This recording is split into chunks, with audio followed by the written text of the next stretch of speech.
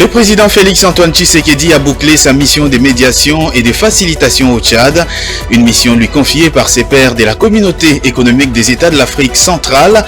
Le chef de l'État congolais a co-animé une conférence de presse avec son homologue tchadien Mahamat Idriss Déby Itno à N'Djamena. Les détails à suivre dans ce journal. Et puis, comment parvenir à l'intégration dans les secteurs de la justice au sein de la communauté sous-régionale de développement des États de l'Afrique australe. Les ministres de la Justice de la SADC sont à Kinshasa pour réfléchir tout autour. Sama Lukonde, le Premier ministre congolais, a lancé ses travaux ce jeudi. Enfin, 800 millions de dollars américains, c'est la somme que les Chinois Simox s'engagent à payer à la Générale des Carrières et des Mines, et c'est là dans le cadre du conflit qui lui opposait à cette entreprise du portefeuille de l'État. Les détails à suivre également dans ce journal. Voilà tout pour les titres de cette édition du journal. Bienvenue à toutes et à tous. C'est au terme des consultations menées pendant 2 jours avec les parties prenantes au processus des transitions au Tchad que le président Félix-Antoine Tshisekedi a clôturé sur une note d'espoir sa médiation. Il est attendu un référendum constitutionnel en décembre 2023 et des élections générales pour octobre 2024. Commentaire de Tony Dibendila. D'après le communiqué final sanctionnant cette visite de travail, les différents acteurs sociopolitiques s'accordent notamment à travailler ensemble pour une plus grande inclusivité du processus de transition en prêtant une oreille attentive aux revendications des partis politiques, des mouvements politico-militaires, des organisations de la société civile et des confessions religieuses restées jusque-là en dehors du dit processus. Sur place, le président Tshisekedi a assuré n'avoir trouvé aucun Tchadien hostile aux avancées réalisées. Tous ceux que j'ai rencontrés sont pour la reconstruction, le progrès, la réconciliation et l'unité du Tchad. C'est rassurant et encourageant pour nous qui accompagnons ces pays. J'y pars plein d'espoir d'une solution pacifique et heureuse pour ces peuples frères, a-t-il rajouté. Dans le cadre de son mandat de facilitateur, le chef de l'État congolais va maintenir les contacts avec toutes les parties prenantes tchadiennes dans la perspective d'une transition inclusive, consensuelle et apaisée. Il fera par ailleurs un plaidoyer auprès de la communauté internationale pour appuyer techniquement et financièrement les processus électoraux et les efforts de la transition pour la paix, la sécurité ainsi que l'aide humanitaire. Je ne suis pas exempt des problèmes. Mon pays est aussi victime d'agressions barbares et des tentatives de déstabilisation de tout genre. Mais au nom de l'amour que j'ai pour mon pays et l'Afrique, que je voudrais voir en paix et stable, j'ai accepté avec honneur cette mission, a-t-il conclu. Pour sa part, le chef de l'État tchadien Mahamat Idriss Déby a remercié le président Tshisekedi pour les efforts consentis pour le Tchad depuis les débuts de la transition, malgré les difficultés que rencontre son pays, le Congo. Et après avoir exécuté la mission lui confiée par ses pairs, celle d'être justement facilitateur du processus des transitions au Tchad, le président Félix-Antoine Tshisekedi, qui a bouclé sa mission au cours d'une conférence de presse organisée par la présidence tchadienne, fait part justement des conclusions de son travail. Il lance dans cet extrait choisi par Betty Tamfumu un message fort à la communauté internationale, mais aussi des points positifs à la suite des différentes rencontres et de ses inquiétudes en rapport avec la suite des événements. Comme vous le savez, m'a été confié par mes pairs de la CEAC en vue de venir modestement, avec humilité, accompagner le peuple du Tchad dans son ensemble à sortir de cette crise qui nous avait tous bouleversés il y a un peu plus de 2 ans maintenant, celle consécutive à la mort inopinée et brutale du maréchal du Tchad, le défunt président Idriss Déby. J'ai accepté cette mission avec honneur. Tous ceux que j'ai rencontrés ont œuvré dans le même sens, celui de la reconstruction, de la réconciliation et du progrès du Tchad, de l'unité du Tchad. C'est rassurant et même encourageant pour nous qui accompagnons ce peuple frère. Je peux dire aujourd'hui que je repars plein d'espoir d'une solution pacifique, heureuse pour ce peuple. Toutefois, ma seule inquiétude demeure cette situation qui nous préoccupe tous, celle du Soudan, comme vous le savez, qui a déversé un flot de réfugiés. C'est pourquoi je saisis cette occasion pour lancer un appel à la communauté internationale de se mobiliser comme un seul homme pour mettre un terme à ce qui se passe au Soudan, qui risquerait de bouleverser la stabilité de toute notre région. Je l'ai annoncé dans le sommaire de ce journal. Ouverture ce jeudi 20 juillet 2023 ici à Kinshasa des travaux de la réunion annuelle des ministres de la Justice de la SADC. Le Premier ministre Jean-Michel Sama Lukonde, qui a présidé cette cérémonie d'ouverture, a justement noté l'importance de catalyser l'intégration dans le secteur de la justice dans cette communauté sous-régionale. C'est ici au Fleuve Congo Hôtel que s'est tenue cette cérémonie d'ouverture officielle des travaux de la réunion annuelle du Comité des ministres de la Justice de la Communauté de développement de l'Afrique australe, une cérémonie présidée par le Premier ministre congolais Jean-Michel Sama Lukonde. Ouvrant ces travaux devant tous les ministres de la Justice des pays membres de la SADC, certains en présentiel et d'autres en visioconférence et plusieurs autres délégations, le chef du gouvernement congolais a souligné que les réunions annuelles des ministres de la Justice de la SADC ont été instituées en vue de servir de cadre d'échange autour des problèmes juridiques et judiciaires communs, ainsi que de veiller à la mise en œuvre des normes communautaires. D'après le programme qui m'a été communiqué, j'ai noté au cours des présentes assises, vous allez vous atteler d'une part sur les progrès accomplis dans l'application des décisions prises lors de la précédente réunion du comité tenue à Lilongwe, au Malawi, au mois de juillet de l'année passée, et d'autre part sur l'élaboration des projets d'instruments juridiques. Il m'a été rapporté que vos travaux vont également porter sur la mise en place d'autres instances de règlement des différends entre les États membres de la SADC. Jean-Michel Sama Lukonde a également émis les vœux que ces travaux soient l'occasion de réfléchir une fois de plus et à fond sur la mise en œuvre et la concrétisation de l'intégration dans les secteurs de la justice. Pour lui, les conclusions des dits travaux seront utiles à la conférence des chefs d'État et des gouvernements de la SADC qui, à son niveau, validera les différentes résolutions des assises. Le chef du gouvernement congolais a également exhorté les participants à plus de dynamisme et d'inventivité, et ce, pour le rayonnement de la SADC. Cette cérémonie a connu la participation de plusieurs officiels congolais, notamment le chef des services adjoints de l'Inspection générale des finances, Victor Batubenga. Dans le reste de l'actualité, une délégation gouvernementale constituée du vice-premier ministre en charge des affaires étrangères, du ministre des Sports et celui de la communication et des médias a effectué ce jeudi 20 juillet 2023 une tournée d'inspection dans différents sites des ventes abrités les 9e Jeux de la francophonie, et cela dans l'objectif de s'imprégner justement et de manière complète de la bonne dynamique de l'avancement des travaux à 8 jours de ce grand rendez-vous francophones. Ont également pris part à cette tournée les ambassadeurs de la France et du Canada, entre autres. C'est au stade de Martyr que cette tournée d'inspection a débuté. Sur place, la grande équipe a passé au crible l'évolution de travaux qui s'exécutent dans une bonne dynamique, malgré quelques retards constatés. Oui, donc dans les derniers mois, toutes les délégations, il a introduit dans les systèmes toutes les informations, il a saisi des informations, tous les noms des athlètes. Dans la même logique, elle s'est rendue au stade Tata Raphaël, où le même constat a été fait avant finalement de boucler leur tournée au complexe de l'université de Kinshasa. Ici, le site d'hébergement et des restaurations porte une nouvelle robe. À l'issue de cette visite, Patrick Mouyaya a exprimé son satisfait de l'état d'évolution de travaux. C'était un grand pari parce que la République démocratique du Congo a hérité de l'organisation des Jeux simplement en 2 ans.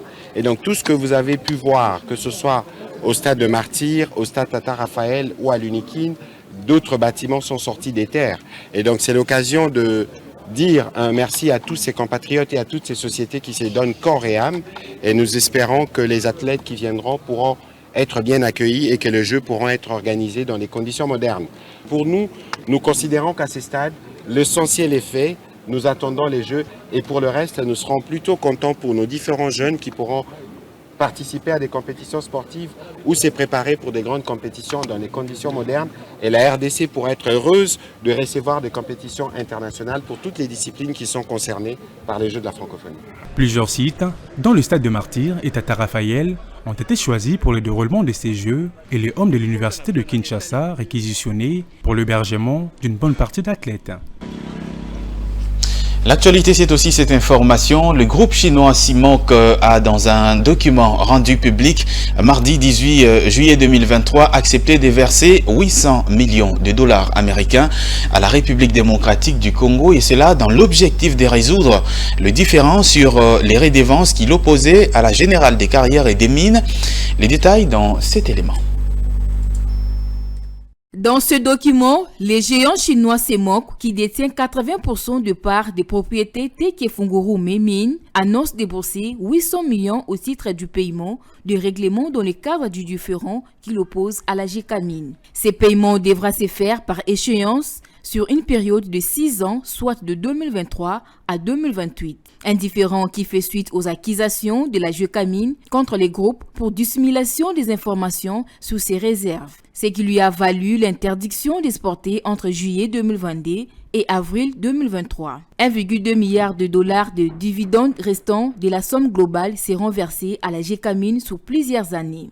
Il y est également prévu à long terme que la GECAMINE bénéficie de 20% de la valeur totale de la sous-traitance du projet et de droit d'acquérir un volume de production proportionnel à sa participation de 20% dans Tekefunguru Mines, aux conditions du marché et dans le respect de lois congolaises. Par ailleurs, Tekefunguru Mines attend à ce que l'industrie minière congolaise joue un rôle plus important dans la promotion du développement économique et dans la création d'emplois en vue de parvenir à ces rééquilibrages des intérêts tant souhaités par la partie congolaise. Après cette annonce, les groupes restent éventuellement en attente de la position congolaise. Au cours du premier semestre de l'année en cours, le gouvernement congolais a dépensé 3 923,4 milliards de francs congolais, soit un peu plus de 1 milliard, près de 2 milliards de dollars américains en faveur de la rémunération du personnel de l'État. C'est ce qu'indique le rapport de la Banque centrale du Congo sur l'évolution des dépenses du gouvernement congolais. Jonathan Bakele pour plus de détails. Ces dépenses du gouvernement représentent un ratio de 39% des dépenses générales effectuées par le gouvernement congolais au cours du premier semestre 2023. Cette enveloppe de la rémunération du personnel de l'État représente la plus importante dépense au cours de la période sous analyse. Les prévisions budgétaires liées à la rémunération ont été fixées à 7 673,7 milliards de francs congolais, soit plus de 3,7 milliards de dollars américains. Notons qu'au cours des 6 premiers mois de l'année en cours, le gouvernement congolais n'a débloqué aucun franc congolais en faveur des dépenses en capital, arrêtées à plus de 11 620,1 milliards de francs congolais. Signalons par ailleurs que les salariés de la fonction publique, ainsi que ceux œuvrant dans les institutions publiques, ont perdu entre 10 et 13% de leur pouvoir d'achat en 6 mois, 45% pour ceux qui évoluent au sein des entreprises publiques. C'est ce qu'a révélé le Centre de recherche en finances publiques et de développement local. À en croire cette organisation spécialisée en finances publiques, plusieurs taux d'échange sont appliqués actuellement en RDC en violation du taux budgétaire censé réglementer le marché en République démocratique du Congo. Un dialogue communautaire sur les questions des droits et santé sexuelle productifs a été lancé ce jeudi par le Conseil communal des jeunes en partenariat avec l'Agence belge de développement. Des activités lancées par le vice-bourgmestre de la commune de Limete, au cours desquelles la prise en charge des victimes des violences sexuelles a été abordée. Claude Kungu et Ruben Manata.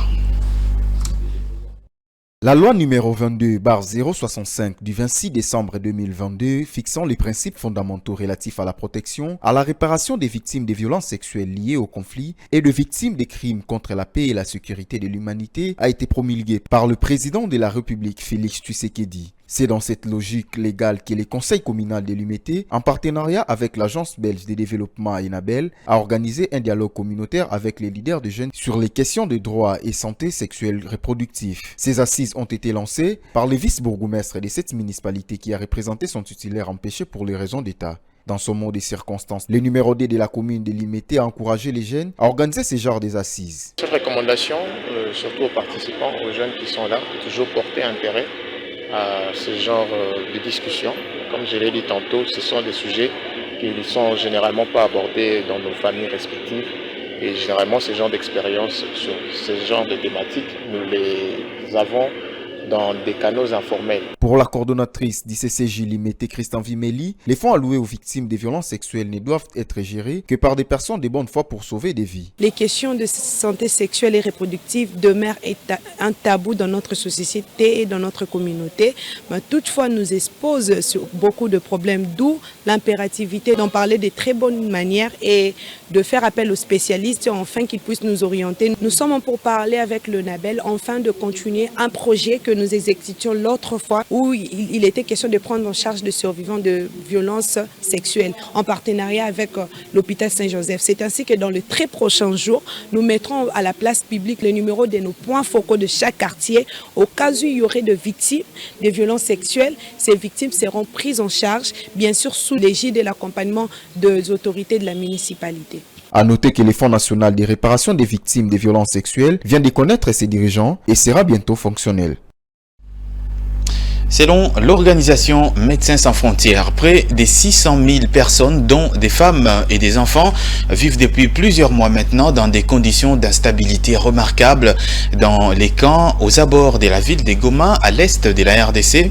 Cette organisation demande ainsi une augmentation rapide de l'aide humanitaire pour répondre aux besoins de ces déplacés. Les détails dans ce commentaire.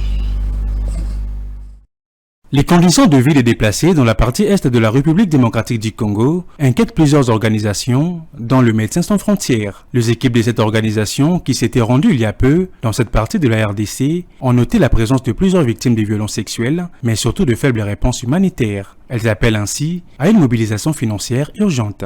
Ces équipes ont déploré par la suite la faible prise en charge marquée par les logements indécents, faits par des huttes en paille, parfois recouvertes de bâches en plastique, et où s'entassent de déplacés. Des familles entières essayent de vivre dans des espaces de 2 mètres carrés et s'y s'engouffrent 4, 5, 6, voire un peu plus de personnes exposées à des intempéries. S'ajoutent à cela des conditions alimentaires malsaines et précaires. Conséquence, certains déplacés ont développé des stratégies de survie pour faire face à l'insuffisance de l'aide et d'autres dépendent de la solidarité villageoise et de celle à l'intérieur, même des camps déplacés.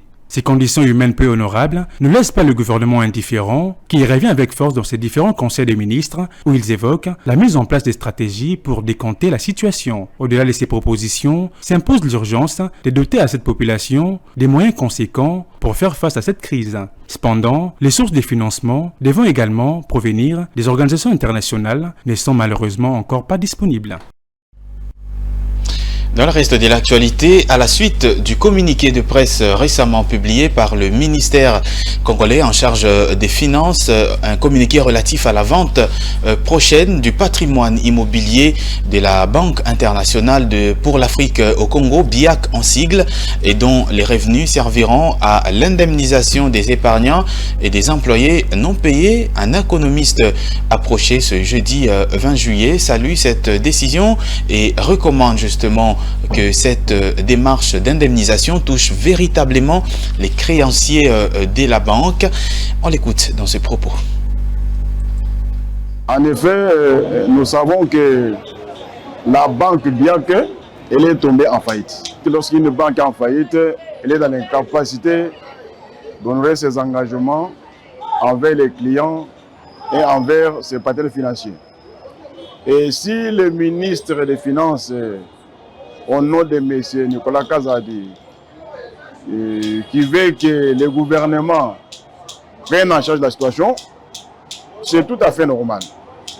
Parce qu'on appelle ça les fonds de garantie nationaux ou les fonds de garantie nationales, en fait, pour protéger les clients ou les déposants des banques. Si le gouvernement a pris en charge cette situation, c'est une bonne chose, il encourage, mais qu'il faut qu'il y ait suivi.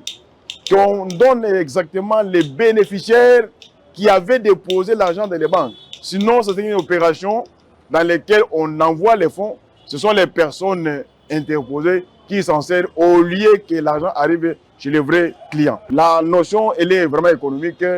Elle couvre la notion des fonds de garantie. En effet, une banque est gérée comme une entreprise. En tant qu'une entreprise, elle doit minimiser les risques et maximiser les profits.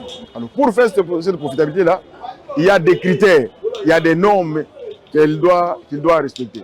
Toute gestion demande qu'il y ait une gestion prudentielle. La notion de prudence doit être mise en exergue. Les parcs des Jeux en République démocratique du Congo, particulièrement dans la ville-province de Kinshasa, attirent de moins en moins le public, particulièrement les enfants, pourtant en vacances depuis le début du mois de juillet. Quelques responsables de ces parcs approchés ce jeudi 20 juillet évoquent entre autres la conjoncture économique instable du pays, mais également la psychose créée dans le chef des parents suite au phénomène de kidnapping. Le paysage n'est plus le même dans ce site censé recevoir pendant cette période de vacances les parents accompagnés de leurs enfants comme à l'accoutumée. Visiblement, le temps a bien changé. Ici, au parc de Kinshasa, à l'Umité 3e rue, les gestionnaires de ces sites se plaignent du ralentissement de leurs activités suite à l'absence de la clientèle. Pendant les vacances, on a des activités que nous faisons ici pour attirer plus l'attention des enfants et puis pour les attirer. Alors nous organisons parfois des jeux de concours, nous organisons des activités spéciales pendant les vacances. Nous encourageons les parents à venir avec leurs enfants dans nos parcs d'attractions afin de donner à leurs enfants la possibilité de se détendre dans de meilleures conditions. En fait, l'entrée c'est à $5. $5 et lorsque vous payez les $5, vous avez accès à un jeton. Un jeton, ce qui veut dire un jeu. Donc vous avez accès à un jeu de votre choix. Et après, le jeu à l'intérieur se paye à 3 000. Le peu d'affluence dans ces secteurs porte un impact négatif sur le revenu de ceux qui travaillent. Les autorités sont ainsi appelées à porter un regard sérieux sur le défi que ce secteur a à relever. L'insalubrité demeure une question d'actualité dans la ville de Kinshasa et cela malgré les mesures visant à contenir la production des déchets plastiques à la base de cette insalubrité. Interrogé ce jeudi justement à ce sujet, quelques Kinois ont plaidé pour une campagne de sensibilisation de la population sur la gestion justement des déchets, mais également pour une augmentation des entreprises de recyclage. Ils se sont confiés ce jeudi 20 juillet 2023 au micro de nos reporters Divine Mwenze et Pichonzita. Cette insalubrité a remis en question le célèbre surnom Kin Label car les poubelles ont pris d'assaut les caniveaux, les rivières, les rues, les ruelles dans cette partie du pays qui jadis resplendissait de sa plus belle tunique. De ce fait, l'opinion note la carence des entreprises de recyclage et un manque de discipline dans la gestion des déchets. Si l'on mettait en application la politique des recyclages, l'on ne constaterait pas autant de déchets dans la ville-province de Kinshasa. Il suffit seulement que ces entreprises mettent un peu de paquet pour tous ceux qui auront collecté les déchets, l'on y verra un changement positif. Et tous les jeunes sans emploi se lanceront dans l'activité, réduisant ainsi le taux de chômage. C'est de cette manière que notre province se revêtira de son ancienne robe. Nous demandons aux autorités d'accroître les revenus de ces entreprises de recyclage, d'en créer d'autres, mais également d'initier la campagne de sensibilisation de la gestion de déchets. Il en va de la bonne image de notre pays.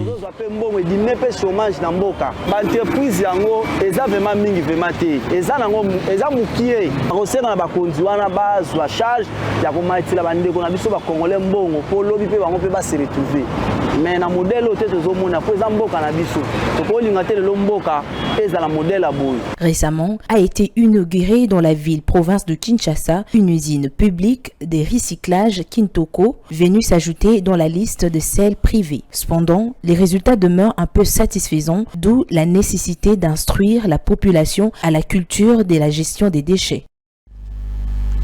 Place à présent à la revue des presses et c'est avec Jonathan Bakili.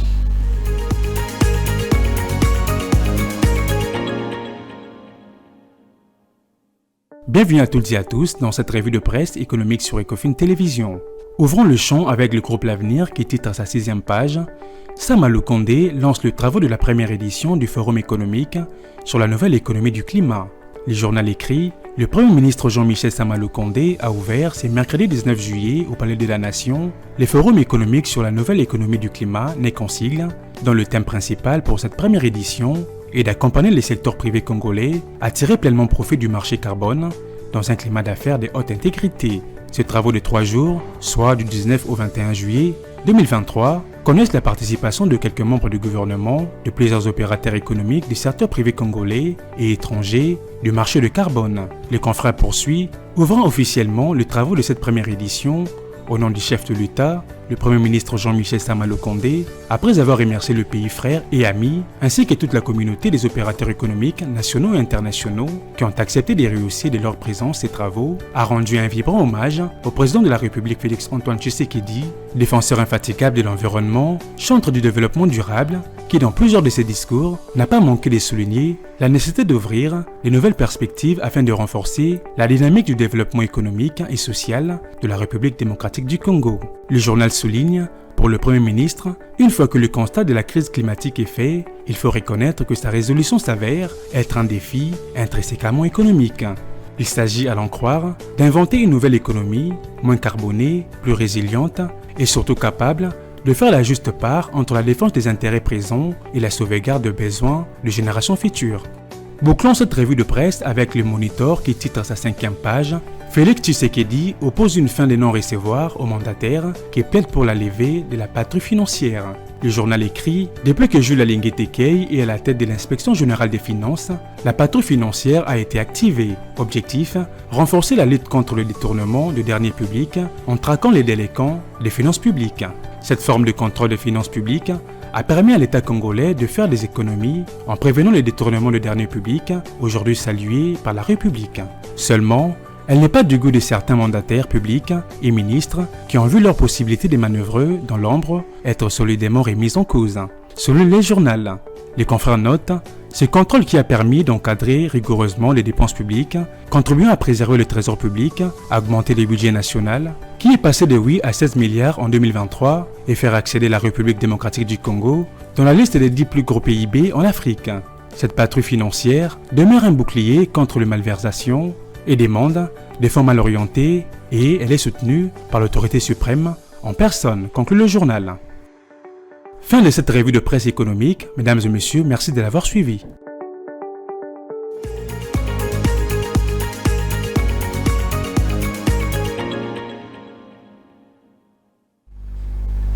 Nous sommes arrivés à la fin de cette édition du journal. Voici tout de suite le rappel des titres. Le président Félix-Antoine Tshisekedi a bouclé sa mission de médiation et de facilitation au Tchad, une mission lui confiée par ses pairs de la communauté économique des États de l'Afrique centrale. Le chef de l'État congolais a co-animé une conférence de presse avec son homologue tchadien Mahamat Idriss Déby Itno à N'Djamena. Les détails, vous les avez eus dans ce journal. Et puis, comment parvenir à l'intégration dans les secteurs de la justice au sein de la communauté de développement de l'Afrique australe.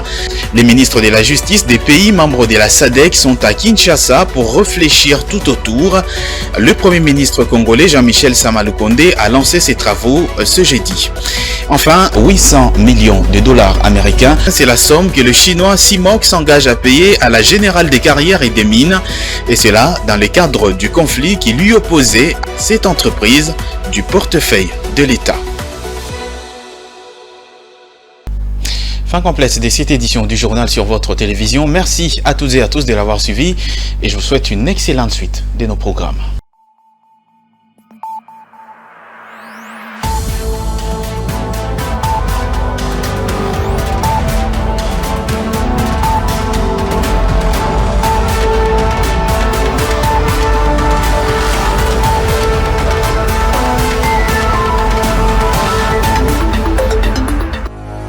Dans une sphère médiatique, essentiellement tournée vers des contenus généralistes, où l'originalité n'a plus sa place au chapitre, où le secteur de l'économie et finance, pourtant poumon d'un État, sombre dans les oubliettes, voici enfin Ecofin Télévision. Économie et finance télévision, votre chaîne thématique essentiellement économique, vous offre un contenu original. Nous traitons des questions monétaires, commerciales, énergétiques, minières, pétrolières et environnementales. Notre créneau, vous proposer des informations, des analyses, des perspectives et prévisions économiques. Ecofin Télévision vous permet également de comprendre la coopération entre les États et les institutions, sans oublier l'épineuse question de la dette. Ecofin Télévision, tout savoir sur les investissements, les échanges commerciaux, la balance commerciale et la balance des paiements, le taux d'échange, l'état des lieux de la lutte contre les détournements des finances publiques, la coopération bilatérale ou multilatérale. Ecofin Télévision vous explique comment l'économie nationale est directement liée à l'économie mondiale. Notre particularité fait notre originalité. C'est pourquoi nous disons Ecofin Télévision, mieux que savoir sur l'économie et finances, comprendre.